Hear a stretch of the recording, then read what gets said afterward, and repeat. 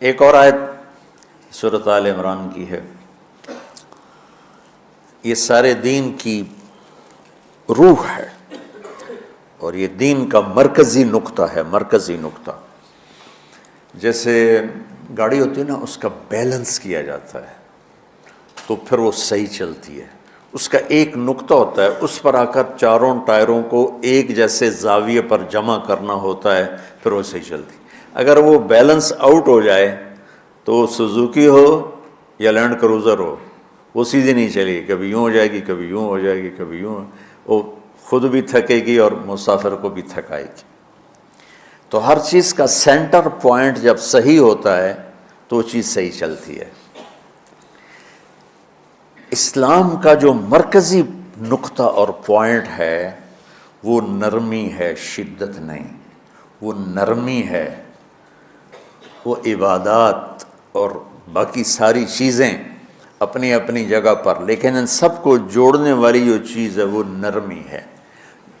یہ میں نے کہاں سے لیا؟ میں ایک دفعہ جا رہا تھا پاناما، تو سورہ کہف کو دیکھ کے پڑھ رہا تھا، ویسے مجھے یاد ہے میں دیکھ کے پڑھ رہا تھا۔ تو جب میں وَلْيَتَلَطَّفْ پر پہنچا تو حاشیے میں لکھا تھا نصف القرآن۔ تو میں ایسی تھوڑی دیر سوچ میں پڑا کہ یہ اللہ تو قادر ہے، یہاں کوئی لفظ لا سکتے تھے اللہ تعالیٰ، یہ کیوں لائے وَلْيَتَلَطَّفْ؟ حد سے زیادہ نرمی کا معاملہ کرنا۔ وہ جو روٹی لینے میں گیا ترکی میں، ترسوس ایک جگہ ہے جہاں اردن والے بھی دعویٰ کرتے ہیں کہ یہاں تھے اصحاب کہف، میں نے وہ بھی دیکھا ہے، اور ترکی والے بھی کہتے ہیں میں نے وہ بھی دیکھا ہے۔ تو ترکی والا قرآن کی تعبیر سے زیادہ جوڑ کھاتا ہے، اردن والا جوڑ نہیں کھاتا ہے۔ تو اس کا وَلْيَتَلَطَّفْ، اے بھائی کوئی بھاؤ تاؤ کے چکر میں نہ پڑنا، بڑی نرمی سے پیار محبت سے بس روٹی لے کے آجا، بھوک لگی۔ اور صیغہ مبالغے کا ہے، تلطف، تفاعل، مبالغہ اور تکلف۔ تو تمہارے اندر اگر سختی ہے پھر بھی تم با تکلف نرمی کرو، تمہارے اندر شدت ہے پھر بھی اپنے اوپر نرمی طاری کرو۔ تو یہاں سے مجھے یہ بات سمجھ میں آئی کہ پوری شریعت کا سینٹر پوائنٹ قرآن ہے، اور قرآن کا سینٹر پوائنٹ نرمی ہے، وَلْيَتَلَطَّفْ۔ اب ہمارے ڈانٹ ڈپٹ کو بزرگی سمجھا جاتا، ڈانٹ ڈپٹ کو تربیت سمجھا جاتا، استاد شاگرد کو ڈانٹ رہے ہیں، پیر مریدوں کو ڈانٹ رہے ہیں، امیر مامور کو ڈانٹ رہے ہیں، والدین اولاد کو ڈانٹ رہے ہیں، اور میرا اللہ کہہ رہا ہے نرمی۔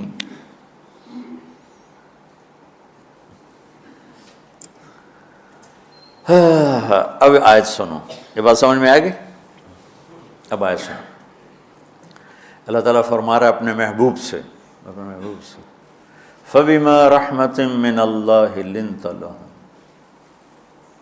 وَلَوْ كُنْتَ فَظًّا غَلِيظَ الْقَلْبِ لَانفَضُّوا مِنْ حَوْلِكَ فَاعْفُ عَنْهُمْ وَاسْتَغْفِرْ لَهُمْ وَشَاوِرْهُمْ فِي الْأَمْرِ فَإِذَا عَزَمْتَ فَتَوَكَّلْ عَلَى اللَّهِ إِنَّ اللَّهَ يُحِبُّ الْمُتَوَكِّلِينَ۔ سبحان لنت لہم برحمت اللہ، یہ ہونا چاہیے جو نحو کا قاعدہ ہے، فعل پہلے ہوتا ہے اس کے متعلقات بعد میں ہوتے ہیں۔ تو لنت لہم برحمت اللہ، آپ اللہ کی رحمت سے نرم ہو کے اپنی امت کے لیے۔ لیکن اللہ تعالیٰ نے فبما، اللہ نے اپنے نبی پر جتنے احسان قرآن میں بتلائے ہیں، الم یجدک یتیما فآویٰ ووجدک ضالا فہدیٰ ووجدک عائلا فأغنیٰ الم نشرح لک صدرک ووضعنا عنک وزرک الذی انقض ظہرک ورفعنا لک ذکرک انا اعطیناک الکوثر هو الذی ایدک بنصرہ وبالمؤمنین۔ اب قرآن میں دیکھو وکان فضل اللہ علیک کبیرا، اللہ نے قرآن میں اپنے نبی پر جو احسان کیے وہ بتائے اور جتلائے کہ ہم نے آپ کے ساتھ یہ کیا، یہ کیا، یہ کیا، یہ کیا۔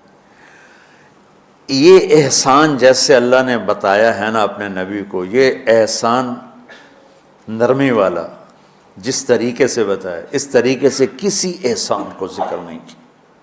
فَبِمَا، یہ میرے ہاتھوں کو دیکھو، ہم جب کہتے ہیں بہت بڑا، اس سے آگے تو ہمارے ہاتھ نہیں جاتے نا۔ تو میرا ایک بھتیجا تھا تو دیر سے بولا، جب وہ گاڑی پہ ہوتا تو ہم کہتے کس چیز پر آئے ہو، تو وہ یوں کرتا، اور جب وہ بس پہ آتا تو کہتا ایسے ایسے کرتا، ایسے ایسے، کہ بھئی بس بڑی ہوتی ہے نا تو اس کا یوں اشارہ کرتا، اور گاڑی چھوٹی تو اس کا یوں اشارہ کرتا۔ تو فَبِمَا، یہ جو فَبِمَا رحمہ ہے نا، یہ زمین آسمان سے بھی باہر نکل گیا ہے، اور مشرق و مغرب سے پار ہو گیا، شمال جنوب سے پار ہوگا، فوق تحت سے پار ہو گیا ہے۔ اللہ تعالیٰ فرما رہا ہے میرے محبوب میری اتنی بڑی رحمت آپ پر آئی جس کو آپ کے رب کے سوا کوئی نہیں جانتا، اور پھر آپ نرم ہو گئے، نرم ہو گئے۔ ان اللہ لا یعطی علی الرفق ما لا یعطی علی العنف، اللہ جو نرمی پہ دیتا ہے وہ سختی پہ نہیں دیتا۔ لو کان الرفق خلقا لما رأى الناس خلقا احسن منه، نرمی کی کوئی شکل ہوتی تو اس سے حسین کائنات میں کوئی شکل نہ ہوتی، جنت کی حور سے بھی اعلیٰ شکل ہوتی۔ وَلَوْ كَانَ الْعُنْفُ خَلْقًا لَمَا رَأَى النَّاسُ خَلْقًا أَبْغَضَ مِنْهُ، اور اگر بد اخلاقی کی، سخت مزاجی کوئی شکل ہوتی تو وہ شیطان سے بھی زیادہ خوفناک ہوتی۔ امام اسماعیل رحمۃ اللہ علیہ بڑے علامہ گزرے ہیں اور قرآن کی بڑی خدمت کی ہے لغت کے لحاظ سے، تھے انتہائی بدصورت، کوڑا سیاہ اور حبشی ٹائپ۔ کہنے لگے زندگی میں کبھی دھوکہ نہیں کھایا سوائے ایک دفعہ ایک لڑکی نے مجھے ایسا بیوقوف بنایا کہ میرے 14 طبق روشن کر دیے، کہ میں جا رہا تھا تو ایک خوبصورت لڑکی نے مجھے مسکرا کے اشارہ کیا، میں کہہ لیا بھائی کوئی میرے اوپر بھی عاشق ہے، تو میں اس کے پیچھے چل پڑا، وہ آگے آگے میں پیچھے پیچھے، وہ آگے آگے میں پیچھے پیچھے، بازاروں میں چلتے چلتے ایک مصور کی دکان پہ پہنچے تو اس نے مصور سے یوں اشارہ کیا اور آگے چلی گئی۔ وہ آگے چلی گئی تو میں حیران ہو گیا بھی، میں نے کہا بھائی یہ کیا چکر ہے؟ کہا جی یہ ایک بچی کل میرے پاس آئی تھی کہ مجھے شیطان کی فوٹو بنا کے دو۔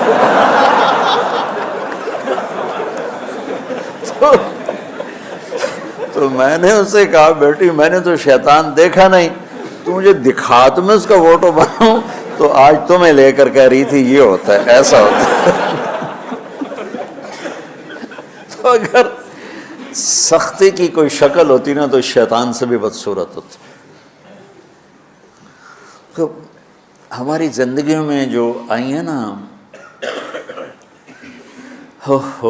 رکاوٹیں، اس کا کوئی بڑا سبب نہیں ہے، یہ اسباب ہیں چھوٹے چھوٹے مل کے بڑے ہو، زبان کی شدت، بول کی شدت، نظر کی شدت، طعنے تشنیع، مار پٹائی، اس نے ہمارے رشتوں کو تار تار کر دیا ہے۔ اور میں قربان جو میرا اللہ تعالیٰ کہہ رہا ہے لو کنت فظا غلیظ القلب، اگر آپ کی زبان میں شدت ہوتی، آپ کے مزاج میں شدت ہوتی، لانفضوا من حولک، انفضوا کا مطلب بتایا تھا نا کل پرسوں، بھگدڑ مچ جانا، پیچھے مڑ کے نہ دیکھنا۔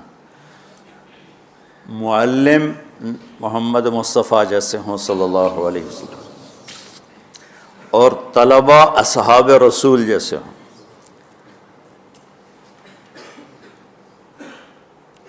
محمد الرسول اللہ، سورہ فتح اللہ نے یوں ایک آیت محمد الرسول اللہ والذین معہ، یہاں محمد اللہ کے رسول ہیں، یہ دعویٰ ہے، کہ یہ میرے رسول ہیں۔ تو پوچھنے والا پوچھتا ہے کہ اس کی دلیل کیا ہے؟ تو اللہ کہتا ہے اس کے ساتھیوں کو دیکھ لو، ایسے ساتھی صرف نبی کے ہوتے ہیں اور کسی کے نہیں ہوتے۔ والذین معہ، معیت بہت بڑا شرف ہے۔ اور وہ کیسے ہیں؟ اشداء علی الکفار ہیں، رحماء بینہم ہیں۔ وہ کیسے ہیں؟ تراہم رکعا سجدا، کوئی سجدوں میں گڑ گڑا رہا، کوئی رکوع میں گڑ گڑا رہا، اور اخلاص ایک باریک چیز ہے جس کو موت سے پہلے ہم دعویٰ نہیں کر سکتے کہ میں جو کچھ کر